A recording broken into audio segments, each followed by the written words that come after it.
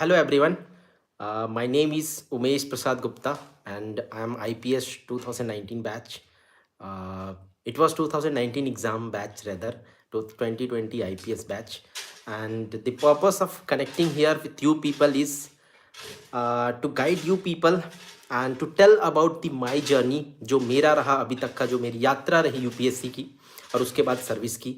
सो इन सब के अलावा एक प्रिपरेशन के लिए एक जो प्रॉपर स्ट्रैटेजी की ज़रूरत होती है.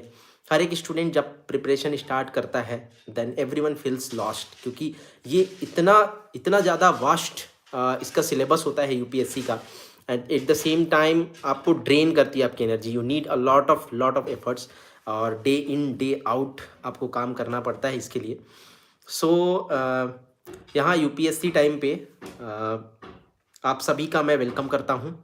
And before I tell brief about me, I thank you the UPSC team team for inviting me here for such a talk.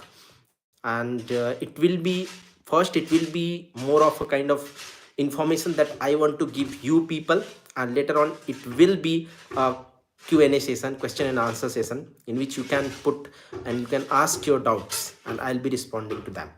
ठीक. तो सबसे पहले हम स्टार्ट करेंगे मेरे इंट्रोडक्शन से.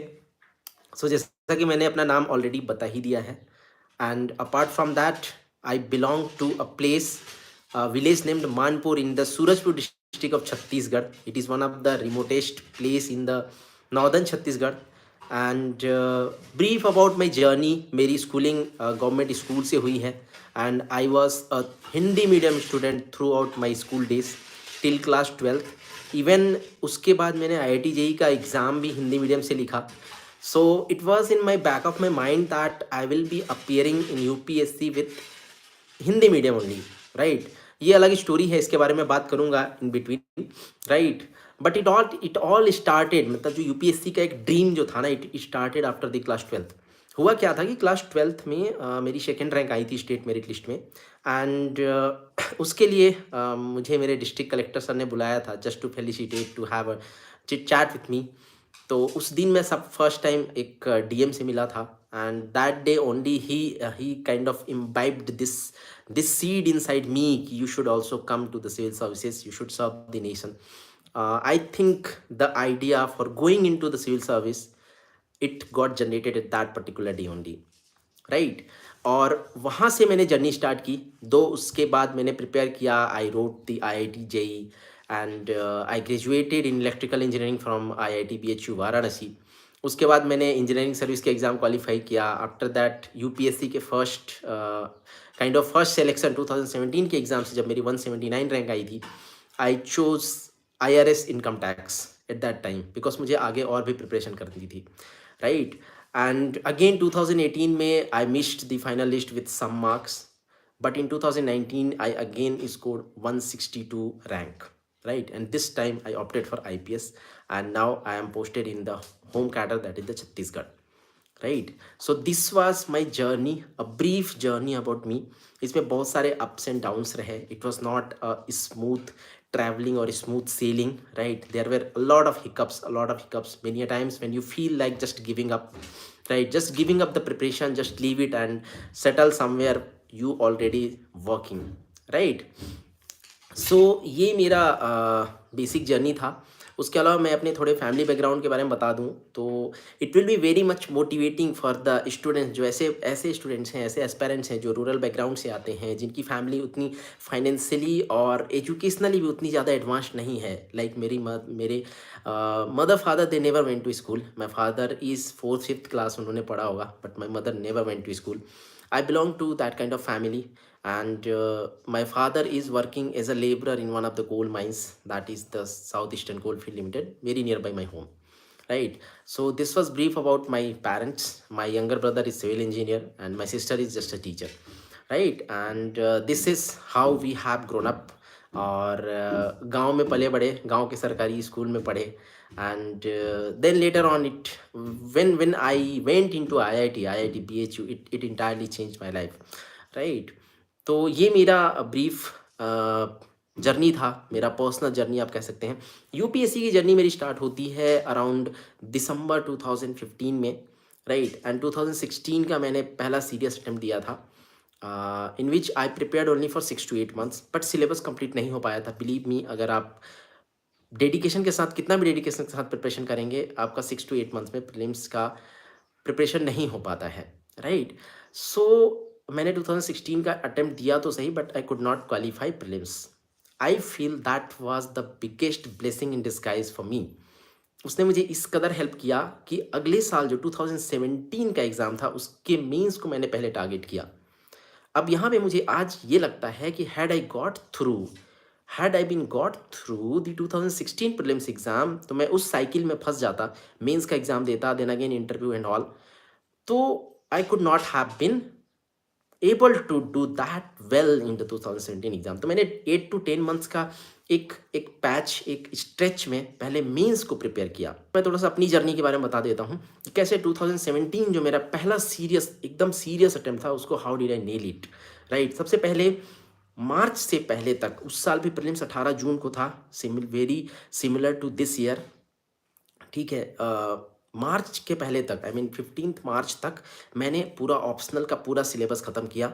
मेरा ऑप्शनल इलेक्ट्रिकल इंजीनियरिंग रहा है, एंड उसके अलावा जो जीएस का सिलेबस था, जीएस के ऐसे सिलेबस का पार्ट जो प्रीलिम्स में नहीं आता, राइट। प्रीलिम्स में जो नहीं आता, लाइक सोसाइटी का पेपर, एथिक्स का पेपर, गवर्नेंस का पेपर, गवर्नेंस जो GS2 में होता है, तो सारे ऐसे टॉपिक्स, राइट, जो प्रीलिम्स के सिलेबस में नहीं है, उनको मैंने पहले फिनिश करके उनके नोट्स बना के साइड में रख दिए। तो this was my strategy before the prelims, right. और जब प्रीलिम्स का एग्ज़ाम नज़दीक आया, राइट, तो 15 मार्च के बाद मैंने अपना इंटायर फोकस जो है प्रीलिम्स पे शिफ्ट कर दिया था। लेकिन इस बीच में भी मैंने आंसर राइटिंग अपना जारी रखा था उन टॉपिक्स के जो कि प्रीलिम्स में कंबाइंड हैं, जैसे modern India, art and culture, geography, right, economy, history में जो भी एंशिएंट हिस्ट्री वगैरह है, ठीक है। उसके अलावा आपके जो GS2 के टॉपिक्स हैं, पॉलिटी हैं, राइट, तो इनको एक इंटीग्रेटेड स्टडी की तरह लेके चला। और टेस्ट सीरीज बहुत इंपॉर्टेंट होता है। देखो, प्रीलिम्स की स्ट्रैटेजी में अगर आपको अपने माइंड को शार्प करना है ना, क्योंकि आजकल मैं पिछले 2 साल से देख रहा हूँ प्रीलिम्स का paper has become very very dicey, even dicier than the 2017, 18, 19 attempt. तभी तो कट ऑफ इतना नीचे जा रहा है, 90, 92 मार्क्स कट ऑफ जा रहे हैं। इस साल तो मे बी 80, 85 के आसपास गया होगा, राइट।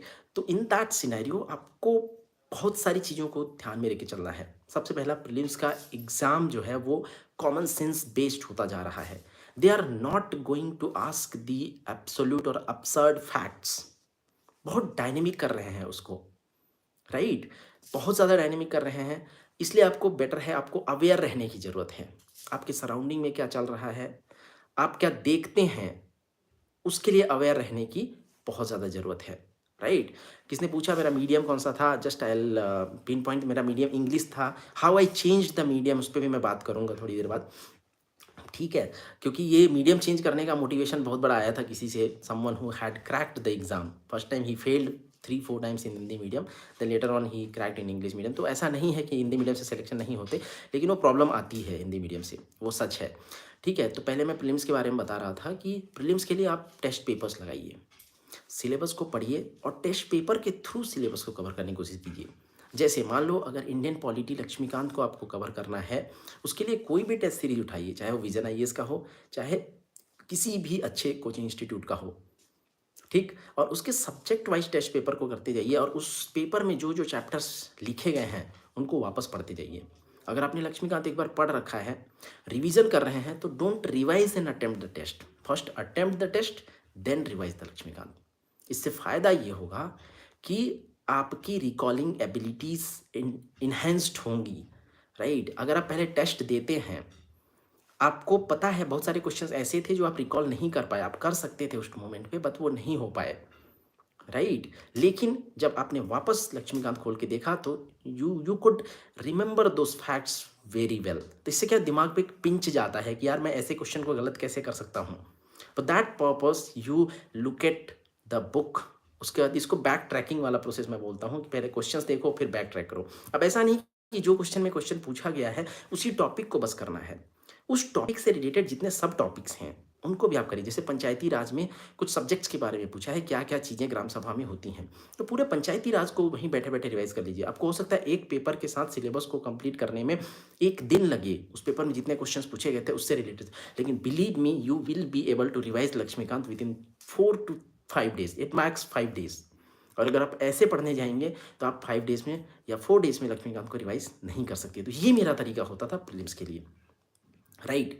करंट अफेयर्स की बात रही तो जो क्वेश्चन टेस्ट पेपर में पूछा गया है या फिर जो इशू करंट में आया है उसको आप थोड़ा सा गूगल सर्च करके देखो, या जो क्वेश्चन टेस्ट सीरीज में पूछा गया है उस टॉपिक को थोड़ा सा गूगल करके देखो। उससे फायदा ये होगा कि आपका जो उसके नॉलेज है, उस पर्टिकुलर टॉपिक से रिलेटेड नॉलेज है ना, उसके होराइजन बहुत ज़्यादा बढ़ जाएगा। राइट। इसलिए प्रीलिम्स के लिए अपने नॉलेज को बढ़ाने के लिए गूगल का बहुत ज़्यादा यूज़ करेंगे, इंटरनेट का बहुत ज़्यादा यूज़ करेंगे। अब उसमें बड़े बड़े आर्टिकल्स नहीं पढ़ने हैं। मान लो एक पर्टिकुलर ऑयल स्पिल पे या किसी किसी भी इन्वायरमेंटल हजार्ड पे क्वेश्चन है, तो जो पहला लिंक आता है ना, गूगल पे सर्च करिए उस टॉपिक को, पहला लिंक आता है उसके शुरू के 4-5 लाइन को पढ़ लीजिए और हो सके तो वहाँ से कुछ नोट्स बना दीजिए। That is how you have to prepare facts and knowledge for the prelims particularly. ठीक है, ये रही प्रीलिम्स की बात। प्रीलिम्स में इसी स्ट्रैटेजी को सारे सब्जेक्ट्स के लिए फॉलो करने हैं और आपको वेटेज डिसाइड करना होगा, इन्वायरमेंट का कितना है, इकोनॉमी का कितना है। राइट। देखो, द हिंदू पढ़ना एसेंशियल नहीं कहूँगा मैं, आप इंडियन एक्सप्रेस भी पढ़ सकते हैं। आज के टाइम पे इंडियन एक्सप्रेस जो है ज़्यादा वाइड और डाइवर्स हो चुका है। राइट। तो आई वुड रिकमेंड, अब जो है अब आप इंडियन एक्सप्रेस पे शिफ्ट कर सकते हैं। मैं क्या बात कर रहा था कि जो द हिंदू न्यूज़पेपर की बात है, द हिंदू एसेंशियल नहीं है, कतई एसेंशियल नहीं है, लेकिन एक न्यूज़पेपर द हिंदू या इंडियन एक्सप्रेस में से कोई एक आपको पढ़ना बहुत ज़रूरी है। राइट। जो प्रीलिम्स की स्ट्रैटेजी मैंने बता दी। ठीक है, सीसेट के लिए देखो, सीसेट के लिए प्रैक्टिस करना है आपको, कुछ नहीं। उसके लिए क्या करो, पिछले 4 साल के पेपर्स उठाओ और उसमें किस किस टॉपिक से क्वेश्चन आए हैं, उस टॉपिक से किस तरीके से उस टॉपिक के क्वेश्चंस को सॉल्व किया जाता है, उसके लिए यूट्यूब से वीडियो देख ही लो, प्रैक्टिस कर लो। क्योंकि हमें लगता है कि हम डायरेक्टली जाके वहाँ पे सॉल्व कर पाएंगे, बट वहाँ पे सॉल्व नहीं हो पाता है, बिलीव मी ऑन दिस। और सिर्फ सीसेट में इतने लोग आजकल फेल हो रहे हैं कि अब तो सीसेट एक मीनस बन गया है। राइट। सो सीसेट को नहीं फ्लैंक करना है, प्रैक्टिस करते रहिए। उसका एक ही सॉल्यूशन है, that is practice, practice and practice. Right. आगे बढ़ते हैं, मेंस की स्ट्रैटेजी के बारे में बताता हूं मैं। मेंस में देखो, पहले वो टॉपिक्स को पकड़िए जो प्रीलिम्स में नहीं है, जैसे society, governance, ethics, disaster management. ठीक, इतनी इतने जो टॉपिक्स हैं ना, ब्रॉड टॉपिक्स में बता रहा हूँ, इनको किसी स्टैंडर्ड बुक से, या आपके कोचिंग के नोट्स होंगे या कोई स्टैंडर्ड बुक होगा, या बेस्ट तरीका है विजन का वैल्यू एडिशन मटेरियल, वहाँ से टॉपिक वाइज तैयार करके नोट्स बनाइए, शॉर्ट नोट्स। जैसे अर्बनाइजेशन पे you should have 2 to 3 page note on urbanisation.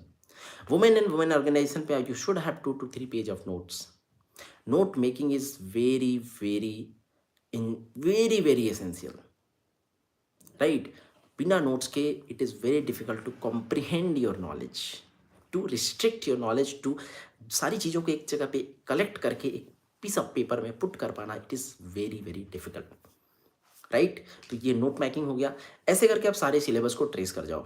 Ethics के लिए अपना थिंकिंग को बढ़ाते रहना है। सिलेबस के टर्म्स को देखा, उससे रिलेटेड जो आपके रियल लाइफ के एग्जांपल्स हैं, रियल लाइफ में जो कुछ भी चीज़ें चल रही हैं, just try to relate them. जैसे अभी रसिया यूक्रेन में युद्ध हो रहा है, that is war ethics, international ethics की बातें चल रही हैं। राइट। जहाँ वहाँ से जो जिनको निकालना है, राइट, जैसे इंडियन स्टूडेंट्स फंसे हुए हैं, उनको वहाँ से निकालना है, that is related to, right, that is related to international ethics. Environmental aspect की बात होती है, इन्वायरमेंटल एथिक्स। ठीक है, बेसिक टर्मिनोलॉजी है, उसको तैयार कीजिए और कुछ आंसर राइटिंग जरूर कीजिए एथिक्स से रिलेटेड। राइट। तो ये हो गया मेरा ऊपर ऊपर का मेंस की स्ट्रैटेजी, GS 1 2 3 4 और एसए की। ठीक है, मैं बहुत ज़्यादा डिटेल में नहीं बात करूँगा इन पे। राइट, क्योंकि बहुत सारी चीज़ें हैं कि जिनको मुझे एड्रेस करना है। ठीक है, उसके बाद एसए की बात करते हैं। एसए के लिए आप अपनी थिंकिंग पहले डेवलप करनी पड़ेगी, उसके लिए आपको नॉलेज करना पड़ेगा। तो एसए का प्रिपरेशन कभी भी डे 1 से स्टार्ट नहीं करेंगे। पहले आप यूपीएससी GS 1 2 3 4 के सिलेबस को कंप्लीट कीजिए, उसके बाद try to think about the essays. उसका बेस्ट तरीका है कि जो यूपीएससी टॉपर्स हैं, जैसे कोचिंग इंस्टीट्यूट के वेबसाइट्स में हमको टॉपर्स कॉपीज़ मिल जाएंगी, उन कॉपीज़ में जो ऐसे स्टूडेंट जिन्होंने अच्छे मार्क्स लाए हैं ऐसे में, राइट, उन एसेज को पढ़िए एंड ट्राई टू विजुअलाइज कि उन्होंने इस पॉइंट्स तक कैसे पहुंचे होंगे, राइट, इस पॉइंट तक कैसे पहुंचे होंगे। That is the best way to prepare the essay. ठीक, उसके बाद अपने आप अपनी नॉलेज को रिलेक्ट कलेक्ट करना है, कैसे रियल लाइफ एग्जांपल्स देने, ये सब चीज़ आप सीखते चले जाएंगे। ठीक, उसके अलावा ऑप्शनल की बात करता हूँ। मेरा ऑप्शनल इलेक्ट्रिकल इंजीनियरिंग था, तो मैं बहुत ज़्यादा ड्वेल नहीं करूँगा इस पे। अगर हाँ, जिनका टेक्निकल ऑप्शनल था उनके बाद उनको मैं गाइड कर सकता हूँ। इस बीच में मेरा एक यूट्यूब चैनल है, उमेश गुप्ता आईपीएस के नाम से, right, you people can join that channel. और उस चैनल पे मैंने कई सारे वीडियोस डाले हैं, जिनमें एक तो मैंने एक माइंडसेट वाला बहुत ही अच्छा वीडियो बनाया है, राइट, एंड उसके अलावा मैंने हाउ टू मेक नोट्स पे भी एक वीडियो बना रखा है उस पर। और उसके अलावा जो इस पे था ऑप्शनल पे, इलेक्ट्रिकल इंजीनियरिंग के पेपर को कैसे अटेम्प्ट करना है, उस पर भी मैंने बना रखा है। उमेश गुप्ता _IPS, ये आप सर्च करेंगे, राइट, या फिर मेरा ईमेल आईडी है umeshfight2014 umeshfight2014, राइट, @gmail.com। इससे आप सर्च करेंगे, यूट्यूब पे मेरा चैनल मिल जाएगा, उसमें बहुत ही अच्छे वीडियोस मैंने बना रखे हैं। In future I will be interacting there as well, right. तो ये हमारी बात हो गई कैसे इलेक्ट्रिकल या ऑप्शनल की तैयारी करनी है। पर्सनालिटी टेस्ट की कोई पूछ रहा था, I come to the personality test now. देखो, पर्सनालिटी टेस्ट इज, पहले तो ये समझ लो, it is not the test of your knowledge, it is not interview, it is not interrogation, it is test of your personality. Personality is something which you have acquired throughout your socialization, your upbringing, your college days, your school days, and the way you are living in your society right now. It's the all sum of all the traits that you have acquired from the society, from your parents. That is your personality. Personality reflects your viewpoint. Personality reflects your character. Personality reflects your value system. Personality reflects your attitude, and hence it is decided by your behavior. हम ethics में पढ़ते हैं कि behaviour is guided by ethics, morals, values, attitude, aptitude and character. Same thing is reflected in the personality. So इसके लिए आपको बहुत ज़्यादा सर खपाई करने की ज़रूरत नहीं है। Just try to prepare well your DAF, जो डिटेल एप्लीकेशन फॉर्म होता है, प्रिपेयर दैट सो वेल कि वहाँ से किसी भी पार्ट से कोई क्वेश्चन पूछे तो उसका आप कॉन्फिडेंटली जवाब दे पाओ। सही जवाब देते हैं, it is not necessary. If you don't know the answer of a question, simply say, I'm sorry sir, I'm not able to recall, or I'm sorry sir, I'm not able to tell the answer of this question. Don't try to play a bluff with those people, right? Book list की बात है, जहाँ तक जो brief में मैं बताना चाहूँगा कि जो स्टैंडर्ड बुक्स हैं वही फॉलो कीजिए। जैसे लक्ष्मीकांत हो गया, स्पेक्ट्रम हो गया। बिलीव मी, मैंने इन 2 बुक्स के अलावा ज़्यादा बुक्स नहीं फॉलो किए हैं। सारे जो मटेरियल कोचिंग नोट्स के कोचिंग वेबसाइट से जो नोट्स मिलते हैं, जो टॉपर्स के नोट्स हैं, उन्हीं सबसे पढ़ाई की थी मैंने। इलेक्ट्रिकल इंजीनियरिंग के लिए बहुत सारे डाइवर्स बुक्स फॉलो किए थे, which I think it is not an appropriate place to talk about, क्योंकि वो एक अलग हो जाता है, बहुत कम लोग ही वो ऑप्ट करते हैं, राइट। उसके अलावा आंसर राइटिंग, हाँ, आंसर राइटिंग की प्रैक्टिस बहुत ज़रूरी है। मैंने फर्स्ट अटेम्प्ट में 4 महीने कंटिन्यूअस 3 या 4 क्वेश्चन पर डे किया था प्रैक्टिस आंसर राइटिंग की, right. Answer writing is a must for GS paper, और जिनका ह्यूमैनिटी ऑप्शनल है उनके लिए भी। डेली लिखो, दिमाग चल, देखो अल्टीमेटली दिमाग को ट्यून करता है। हम जितना पढ़ते हैं ना, जो चीज़ें याद नहीं रह पाती, कई लोगों का कंप्लेन रहता है, हम पढ़ते हैं डेटा, फैक्ट्स, फिगर्स, बट कुछ भी याद नहीं रह पाता। उसका रीज़न ये होता है कि हम उसको लिंक नहीं कर पाते, रिकॉल करने के लिए उस चीज़ को लिंक नहीं कर पाते, राइट। लेकिन अगर अपने दिमाग को एक मल्टी डायमेंशनल थॉट प्रोसेस से गुजारा है, एक मल्टी डायमेंशनल थॉट प्रोसेस आपके दिमाग में आता है, जैसे आप किसी एक टॉपिक पे अगर मल्टी डायमेंशनल सोच पाते हैं, तो उस डायमेंशन पे जैसे ही सोचेंगे, आपका दिमाग तुरंत जो फैक्ट आपने पढ़ रखा है या डेटा आपके पास है, उस पर जाएगा ही जाएगा, राइट। सो विद दिस हम आगे बढ़ते हैं। प्रीवियस ईयर क्वेश्चन की इंपॉर्टेंस की बात कर लेते हैं। प्रीवियस ईयर क्वेश्चन बहुत इंपॉर्टेंट होते हैं, स्पेशली मेंस में। देखो, मेंस में तो कई सारे क्वेश्चंस रिपीट हो जाते हैं GS के पेपर्स में, और ऑप्शनल में भी रिपीट होते हैं। तो प्लीज़ एटलीस्ट आप ज़्यादा नहीं, 6 साल का पेपर कर लीजिए। सीरीज़ बहुत इंपॉर्टेंट है, कोचिंग, हाँ, those who can afford. And एक चीज़ मैं बोलूँगा, जो हिंदी मीडियम से हैं, अब यहाँ पे मीडियम की बात करता हूँ। मैं जब हिंदी मीडियम से एग्ज़ाम देना चाह रहा था, चूँकि आईआईटी से मैंने ग्रेजुएशन तो इंग्लिश मीडियम में किया, बट स्टिल जो ह्यूमैनिटी के सब्जेक्ट्स हैं वो मैंने स्कूल में हिंदी मीडियम से पढ़े थे। तो मेरे अंदर इस सबसे बड़ा डिलेमा था कि मैं क्या हिंदी मीडियम से क्रैक कर पाऊँगा? राइट? इसलिए मैंने सोचा क्यों ना इंग्लिश में दिया जाए, राइट? क्योंकि मेरा ऑप्शनल सब्जेक्ट इंग्लिश में था, जीएस मुझे इंग्लिश में तैयार करना ही था। इसमें कोचिंग का रोल आता है। कोचिंग में आपको टर्मिनोलॉजी, सारे टर्म्स आसानी से सीखने को मिल जाते हैं, जो कि आप हिंदी मीडियम से इंग्लिश मीडियम में स्विच करते हुए परेशानियों का सामना करना पड़ सकता था। कोचिंग का यहाँ पे बहुत ज़्यादा फ़ायदा होता है। उसके अलावा अगर आपका मीडियम ऑलरेडी इंग्लिश है, तो कोचिंग बहुत ज़्यादा फ़र्क नहीं पड़ता आज के टाइम पे, राइट? ऑब्वियसली ऑनलाइन सारी मटेरियल्स अवेलेबल हैं। आपको एक गाइड चाहिए होगा, एक गाइडेंस के लिए कोई इंसान चाहिए होगा जो आपको अच्छे से गाइड कर सके, राइट? तो टेस्ट सीरीज़ के इम्पोर्टेंस के बारे में ऑलरेडी मैं बात कर चुका हूँ, ठीक है? अब एनसीईआरटी की बात कर लेते हैं। एनसीईआरटी न्यू पढ़ें, ओल्ड पढ़ें। देखो, एनसीईआरटी का रिलेवेंस ज्योग्राफी जैसे सब्जेक्ट में बहुत ज़्यादा है, तो मोस्टली अब जो है एनसीईआरटी आपको न्यू ही पढ़नी चाहिए, क्योंकि ओल्ड एनसीईआरटी का रिलेवेंस उतना ज़्यादा रह नहीं गया है। आर.एस. शर्मा पढ़ सकते हैं एंशिएंट के लिए, मिडाइवल के लिए जो एनसीईआरटी है पुरानी वाली वो पढ़ना चाहिए। और उसके अलावा नई वाली एनसीईआरटीज़ भी पढ़ लीजिए, क्योंकि उसमें आपको बहुत कम इन्फॉर्मेशन है, but it is very very crisp. बार बार कोई पूछ रहे हैं कि नॉर्मल फैमिली बैकग्राउंड होने से कतई नहीं फ़र्क पड़ता। इवन आपके पास कुछ एडवांटेजेस होते हैं, आपकी जिम्मेदारियां कम होती हैं, आपके घर में प्रॉब्लम्स कम होती हैं, ठीक है? इवन फाइनेंशियली आप उतने स्ट्रांग नहीं होते हैं, तो आपके पास डिस्ट्रैक्शंस कम होते हैं, आपके पास मूवीज़ जाने के लिए पैसे नहीं होते, आपके पास घूमने के लिए पैसे नहीं होते, राइट? जितना पैसा होता है उनकी किताबें खरीदनी होती हैं, रहने का खर्चा नहीं उठाना होता है और पढ़ाई करना होता है। मैंने कभी भी जो मेरा जो बैकग्राउंड था या फिर मुझे जो कमियाँ थी उसको कभी कमी फील नहीं होने दिया, क्योंकि मैं उनको सिर्फ सही चीज़ों में यूज़ करता था। मेरे पास बहुत ज़्यादा शायद फाइनेंशियली मैं बहुत ज़्यादा स्ट्रांग होता तो मे बी मैं भटक जाता, मुझे ऐसा लगता है, राइट? अगेन नॉर्मल फैमिली से होना it is a blessing in disguise, ठीक है? सो विद दिस आगे बढ़ते हैं। मैगजीन्स कितनी इंपॉर्टेंट है? यस, योजना और कुरुक्षेत्रा, इन दो मैगजीन्स को जरूर पढ़िए, लेकिन पूरा पूरा मैगजीन को नहीं पढ़ना है। इसके लिए भी कोचिंग इंस्टीट्यूट्स का summary is more than sufficient, ठीक है? और यूपीएससी की तैयारी कब से शुरू करनी चाहिए? देखो, जब जागो तभी सवेरा। इसके लिए तो मैं बोलता हूँ, जब आपको लगता है कि यूपीएससी देना है ना, बस उसी दिन से तैयारी चालू कर दो। चाहे वो कॉलेज का फर्स्ट ईयर हो, चाहे वो सेकेंड ईयर हो, चाहे थर्ड ईयर हो, फोर्थ ईयर हो, या फिर आप जॉब में हो, या फिर आप जस्ट ग्रेजुएट हुए हों। जिस दिन यू फील कि मुझे ग्रेजुएशन के बाद एग्ज़ाम देना है, start reading from that day only. कभी नुकसान नहीं होगा, फ़ायदा ही होगा। सिलेबस को जितना जल्दी आप ख़त्म करते जाएंगे, आपकी अंडरस्टैंडिंग उतनी अच्छी होती जाएगी, and ultimately it will lead you to a better position to crack this exam, ठीक?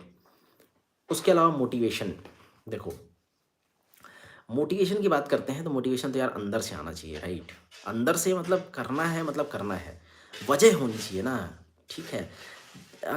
If you want something so मतलब बोलते हैं ना, डिज़ायर इतनी बड़ी हो ना आपके अंदर की बर्निंग डिज़ायर इतनी बड़ी हो कि बाकी कुछ दिखे ही नहीं। जैसे मैं प्रिपरेशन करता था तो मुझे हर चीज़ में मुझे मेंस के लिए कुछ ना कुछ फॉर्डर पॉइंट ढूँढता था। मैं सड़क पे चल रहा हूँ तो किनारे कचरा पड़ा है, वो भी मुझे अर्बन डेवलपमेंट या अर्बन सॉलिड वेस्ट मैनेजमेंट का टॉपिक दिखाई देता था।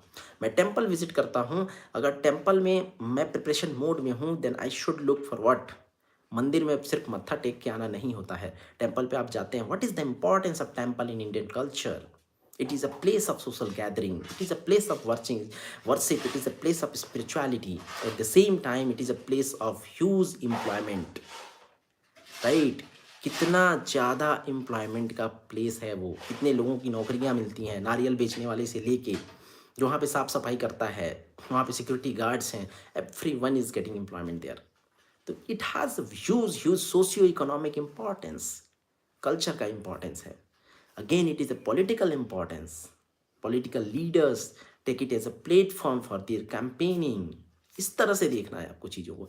That is how you have to program your mind to see the things from the different perspective, ठीक? मोटिवेशन के लिए है कि अब देखो, एक तो अंदर से आती है करना है, लेकिन जब भी लो फील हो ना, तो ट्राई टू पुट मतलब अपने दिमाग में उन चीज़ों की सिंचाई करो। Just put some fodder in your mind that, चाहे वो किसी गाने के थ्रू हो। जैसे एक मोटिवेशनल स्पीकर हैं संदीप माहेश्वरी, उनका वीडियोस मैं बहुत पसंद करता हूँ, राइट? उनकी बातें टेम्पररी ही सही बट चार्ज अप करती हैं, राइट। एक पीवी सिंधु का एक इंटरव्यू था, उसमें उसने बोला कि why does she scream while playing, वो बहुत ज़्यादा चिल्लाती हैं। वो चिल्लाती क्यों हैं? Just to make sure that her most of energy is getting involve in her her game, इसलिए वो चिल्लाती हैं। राइट। तो इस तरह का कुछ अपने आप के लिए, अपने खुद के मोटिवेशन के लिए कुछ चीज़ बना के रखिए। मैं पीवी सिंधु के टैक्टिक्स को पढ़ाई में निकालता था। जब मुझे नींद आती थी, when I I will I will feel sleepy, मैं चिल्लाऊंगा। राइट। देन चिल्लाऊंगा इन द सेंस नहीं दूसरे को डिस्टर्ब करना है, इन द सेंस अंदर से।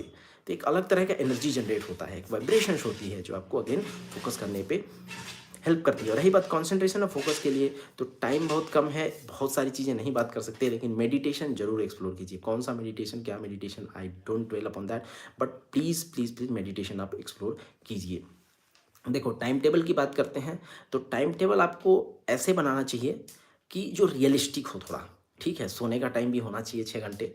ठीक है, अपने सहूलियत के हिसाब से बनाओ। सुबह पढ़ाई पसंद है, सुबह बनाओ। जरूरी नहीं है कि 4 बजे उठ के ही अपने आँख मलते हुए पढ़ाई करनी है। राइट। मैं लाइफ में कभी नहीं उठा। There are many people who used to sleep at 4 और 5, गेट अप एट 12 और 1। राइट। बट एग्जाम से कुछ दिन पहले अपने रूटीन का जो सिरकैडिक रिदम बोलते हैं जिसको, राइट, जो साइकिल होता है, बॉडी क्लॉक की साइकिल होती है, उसको प्लीज़ एडजस्ट करके एग्ज़ाम के टाइम पे जगह रहने की आदत डाल लेना, नहीं तो बहुत दिक्कत हो जाएगी। राइट। उसके अलावा मीडियम चूज़ करने की बात है, तो देखो मीडियम तो अगर आपका इंग्लिश है तो इंग्लिश ही रखिए। ठीक। अगर आपने हिंदी मीडियम से थे स्कूलिंग और ग्रेजुएशन में आपने सफिशिएंट इंग्लिश पढ़ रखी है, आपको लगता है कि उस पर बिल्डअप करके आप तैयार कर सकते हैं, then go for that. Otherwise Hindi भी रख सकते हैं, हिंदी से भी लोग, बहुत सारे लोग सेलेक्ट होते हैं। ठीक है, तो अगेन मीडियम, लेकिन आई वुड स्ट्रांगली सजेस्ट कि अगर आपके पास टाइम है एग्जाम देने के लिए, अगर आप ग्रेजुएशन में हैं, प्लीज़ लर्न इंग्लिश। इंग्लिश में आसान होता है, थोड़ा सा आसान होता है, specially because of writing speed. English में राइटिंग स्पीड ज़्यादा बनती है। राइट। यूपीएससी के लिए ऑप्शन सब्जेक्ट चॉइस कैसे करें? अगर आपका ग्रेजुएशन सब्जेक्ट आपको भाता है, अगर इंटरेस्ट है उसमें, गो विद इट।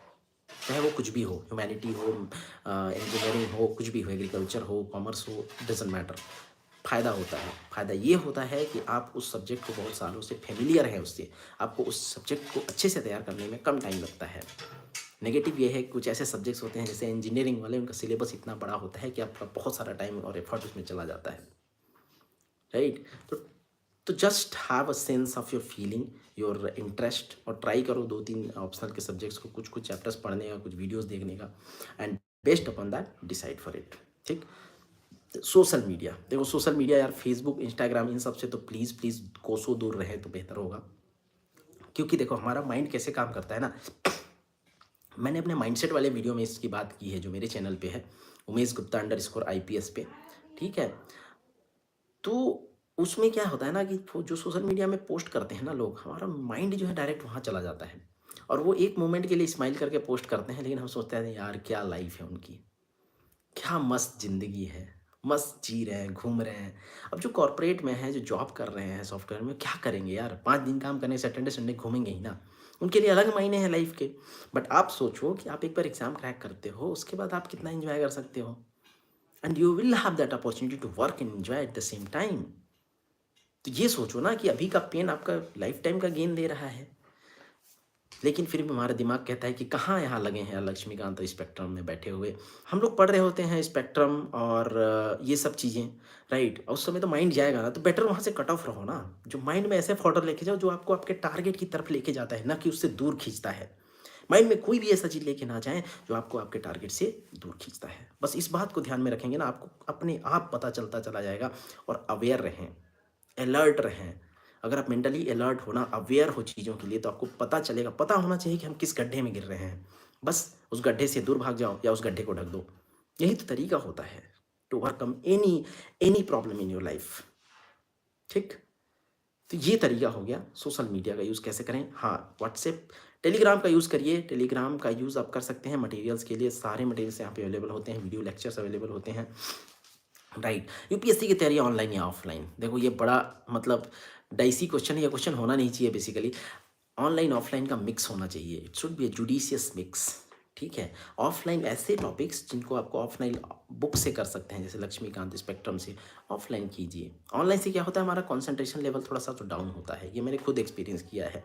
ठीक है, तो ऑनलाइन कोचिंग क्लासेस ये सब ले सकते हैं। देखिए जीएस के टॉपिक्स ऐसे होते हैं ना, for that purpose you don't need to go to the classroom, you sit at your home, if you are focused enough you will get what the person is delivering there. उसमें कोई ऐसा बहुत बड़ा trick व्रिक नहीं होता है, ठीक है। और घर पे बैठने का भी फायदा होता है कि आपका आने जाने का, वहाँ पे वेट करने का, बैठने, जो टीचर आके बोलता है, उन सब का टाइम बच जाता है। तो I will strongly recommend the online mode of coaching वोचिंग अगर आप करना चाहते हैं तो। देखो यूपीएससी की तैयारी के लिए दिल्ली जाना कतई ज़रूरत नहीं है, लेकिन हाँ ऐसी जगह पे जाना जहाँ 4-5 आपको सीरियस कैंडिडेट मिलें जो बहुत सीरियस हैं, क्योंकि पीयर ग्रुप का बहुत इंपॉर्टेंट होता है इस प्रिपरेशन में। रही बात सिलेबस को समझने की, उस पर मैं ड्वेल करता हूँ। सिलेबस को समझने की ज़रूरत नहीं है, सिलेबस के एक शब्द को उठाइए, उससे रिलेटेड जितने एस्पेक्ट हैं उनको तैयार कीजिए, नोट्स बनाइए, खत्म। सिलेबस को समझने की ज़रूरत नहीं है इनफैक्ट, राइट। समझना ऐसे है कि सिलेबस को, जैसे एथिक्स का सिलेबस, एथिक्स के सिलेबस में ही इतने सारे टर्म्स हैं ना, उन्हीं टर्म्स से तो हम आंसर बना देते हैं एथिक्स का। ऐसे करके उसको समझने की कोशिश करना है, राइट। नोट्स पढ़ना चाहिए, टेक्स्ट बुक। देखो अगर नोट्स अच्छे बनाए हैं तो नोट्स पढ़ो, और अच्छे नहीं बनाए, कचड़ा बनाया है तो फिर टेक्स्ट बुक पढ़ो, सिंपल सी बात, ठीक है। रही बात रिवीजन की, तो देखो कई लोग बोलते हैं कि 7 डेज 15 डेज ऐसे रिवीजन की पॉलिसी फॉलो करो। यूपीएससी का सिलेबस इतना वास्ट होता है, करंट अफेयर्स में इतनी सारी चीज़ें पढ़नी होती हैं कि रिवाइज कर पाना बहुत मुश्किल हो जाता है। बट देखो अपनी भावनाओं को रोकना है, आई वुड स्ट्रांगली रिकमेंड कि हर एक दिन में रिवीजन कीजिए। आज जो पढ़ा आपने कल थोड़ा सा उसको जरूर पलटी मारो, या सैटरडे को तो जरूर पलटी मारो एक वीक के एंड में, अदरवाइज चीज़ें बह जाती हैं, नहीं रिटेन रह पाता। पढ़ा हुआ याद कैसे रखें? पढ़ा हुआ तब याद रहेगा जब आपका फोकस रहेगा उस समय। वो चीज़ ज़्यादा दिन तक हमें याद रहती है जिस चीज़ को हमने उतने ध्यान से देखा होता है। इसके लिए देखो पढ़ा हुआ याद रखने की ज़रूरत नहीं होती, पढ़ते समय ध्यान करने की ज़रूरत होती है। पढ़ते समय कितना अटेंटिव रहते हैं आप, उस चीज़ की ज़रूरत होती है, राइट। सो पढ़ाई में मन लगाने के लिए आपको कुछ कुछ पैतरे अपनाने पड़ेंगे, ठीक। पहले तो डिस्ट्रैक्शन से दूर हटना पड़ेगा, जो आपके मन को पढ़ाई से बाहर की चीज़ों में ले जाता है, चाहे मूवीज़ हो, वेब सीरीज़ हो, चाहे सोशल मीडिया हो। दूसरा चीज़, आपको खुद पे काम करना पड़ेगा, जहाँ जहाँ आपको कमी लगती है। अगर आपका कॉन्सेंट्रेशन लैप्स है, अगर आप 2 घंटे नहीं बैठ सकते एक स्ट्रेच पे, you have to work upon that. क्या करेंगे उसके लिए? मेडिटेशन कीजिए, योगा कीजिए। बॉडी की स्ट्रेंथ बढ़ानी है ना, आप पुशअप्स लगाइए। जबकि आपके रिप्स रिप केस और आपके जो स्पाइन की स्ट्रेंथ बढ़ानी है तो आप सिटअप्स लगाइए। बट कुछ करिए, खुद पे काम कीजिए अपनी रिक्वायरमेंट के अकॉर्डिंग, ठीक, राइट। मेरा एक ही कहना है कि यूपीएससी की प्रिपरेशन को ना मतलब इंजॉय करना है यार, it's just process in life, इससे ज़्यादा कुछ नहीं है। Even if you get through, even if you don't, it doesn't matter, दुनिया चलती रहेगी।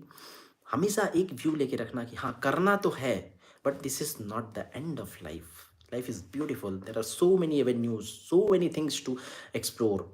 तो इसीलिए सीरियस, इसका मतलब ये नहीं कि सीरियस नहीं लेना है, सीरियस लो, अपना जी जान लगा दो, लेकिन हमेशा तैयार रहो कि अगर नहीं हुआ, नहीं हुआ कोई बात नहीं। इस एटीट्यूड के साथ जाओगे ना तो डर नहीं होगा, जब डर नहीं होगा तो परफॉर्मेंस अफेक्ट नहीं होगी, राइट। डर में हमारी सारी की सारी परफॉर्मेंस गिर जाती है, ठीक। सो विद दिस, मेरा जो मुझे जो चीज़ें बतानी थी वो मैंने ऑलमोस्ट कवर कर ली हैं, राइट। और इसके अलावा मैं ये बता देता हूँ कि थोड़ा सा मेरे मेरे जो सोर्सेस हैं जहाँ पे मैं इंटरेक्ट करता हूँ, so I have a Facebook page, ठीक है। उस पेज का नाम है उमेश गुप्ता आईपीएस, ठीक है। You people can follow that page as well. अब मैं उसमें ज़्यादा रेगुलर रहूँगा, पहले तो उतना नहीं टाइम दे पाता था, ठीक है। एंड यूट्यूब चैनल की बात मैंने बता ही दी, it is Umesh Gupta _IPS, ठीक है। और जो मेरा पेज है, ठीक है, और उस पेज का नाम है उमेश गुप्ता IPS। ये फेसबुक पे सर्च करेंगे तो आपको मिल जाएगा, ठीक है। मेरा एक टेलीग्राम चैनल भी है जिस पे मैं सारी चीज़ें शेयर करता हूँ, कुछ नोट्स मैंने शेयर किए हैं वहाँ पे। And in coming days also I will be sharing many things. उसका नाम उमेश गुप्ता IPS वो भी है, ठीक है। तो ये 3 सोर्सेस हैं जिसके through you people can connect me. Instagram भी है, इंस्टाग्राम में अब किस नाम से मेरी आईडी है, आप सर्च करेंगे उमेश गुप्ता IPS तो वहाँ पे भी मिल जाएगा। So with this, this is all what I wanted to convey from my side इस लाइव सेशन में। Now you people are open to ask your queries, please. आप कमेंट बॉक्स में, चैट बॉक्स में पोस्ट करें अपनी queries, एक एक करके मैं रिस्पॉन्ड करूँगा अभी। देखो कोई मैक्सिमम टाइम नहीं होता है, कोई मिनिमम टाइम नहीं होता है। मिनिमम टाइम मुझे लगता है कि 1 ईयर है, 1 ईयर की स्टडी आपको करना पड़ेगा, तभी आप क्रैक कर सकते हैं। मैक्सिमम देखो 6 अटेम्प्ट्स हैं, ले सकते हो, ले लो, but try to give your best attempt to the first attempt. Time लीजिए, अगर आप अभी प्रिपेयर नहीं है ना इस साल के प्रीलिम्स के लिए, स्किप दैट। पूरे सिलेबस को 10 महीने में अपना ऑप्शनल और जीएस के जो मेंस का टॉपिक है ना सारा कवर करो, तब जाके आप you are ready to appear for the prelims. Prelims crack करने के बाद सिर्फ रिवीजन का टाइम होता है और जो नए करंट अफेयर्स के टॉपिक्स होते हैं उनको तैयार करने का। आंसर राइटिंग के बाद मैंने थोड़ा सा टच किया था, बट आंसर राइटिंग पे मैं थोड़ा सा और बात करूंगा कि आप कोई भी, अब तो देखो अब क्या है, कुछ कुछ कोचिंग वेबसाइट्स जो है ना आंसर राइटिंग के साथ डिस्कशन भी करवा रही हैं, वो क्वेश्चंस देते हैं, ठीक है। जैसे कलाम आईएएस अकेडमी था, उसमें मैंने अभी आंसर राइटिंग करवाया फॉर सिंस लास्ट 2 मंथ्स, और मैं उस पर डिस्कस करता था। You people can search that name, Kalam IAS academy is there, ठीक। तो वैसे किसी भी प्लेटफॉर्म पे आप कर सकते हैं, बट बेस्ट सोर्सेज जो हैं आईएएस बाबा का थिंक लर्न परफॉर्म है, और इनसाइट्स का इनसाइट सिक्योर है, वो भी अच्छे आंसर राइटिंग प्लेटफॉर्म्स हैं। बहुत सारे लोग लिखते हैं तो आपको बहुत सारी पीयर रिव्यूज़ वहाँ पे मिल सकते हैं, right. Someone asking confuse whether I should give PSC और UPSC. It's all up to you, right? If you believe in your caliber you can go for UPSC, but I will strongly recommend UPSC try करो, right? Because it's a very good exam, right? इसमें basically आपका IQ EQ सब कुछ test हो जाता है, right? So जो mock देते हैं क्या उससे भी ज़्यादा होता है? नो, नॉट नेसेसरली, मतलब यूपीएससी का इंटरव्यू काफ़ी कॉर्डियल होता है, right. It's very very cordial. वहाँ पे बहुत ही आराम से आपसे पूछा जाता है, मॉक इंटरव्यू में तो बहुत कुछ पूछ लेते हैं, राइट। और रही बात आपके यूपीएससी और पीएससी में डिसाइड करने की, तो एम हाई ना, if you aim high will fall somewhere. Previous year question से क्वेश्चंस रिपीट होते हैं क्या? Yes definitely they get repeated, specially mains में तो होते हैं, राइट। क्या उससे भी ज़्यादा हार्ड होता है यूपीएससी का इंटरव्यू? बिल्कुल नहीं, यूपीएससी का इंटरव्यू बहुत इजी होता है, वो डर की वजह से हार्ड लगता है। अब स्टार्ट कर देना चाहिए आंसर राइटिंग, देखो जितनी जल्दी कर सको, क्योंकि उतना अच्छा आंसर बनाने की आप कोशिश करेंगे। It is a evolution process. आपको 1 महीना 15 दिन में नहीं सीख पाएंगे, at least you need 4-5 months of complete duration. और जो करेंट इश्यूज चल रहे हैं ना उन पे भी आंसर राइटिंग करना, राइट। तो इस तरह से आपको एक लंबे प्रोसेस के लिए जारी रखना है, right. So with this I think I have answered all the queries. Whoever is asking the next question, who checks main pay, or no one knows, even UPSC don't know. They don't give any such information, right? So with this, मैं live discussion को and करने जा रहा हूँ। I thank you everyone for listening me patiently, and I thank the UPSC time team for giving me this opportunity to interact with you people. I thank you everyone.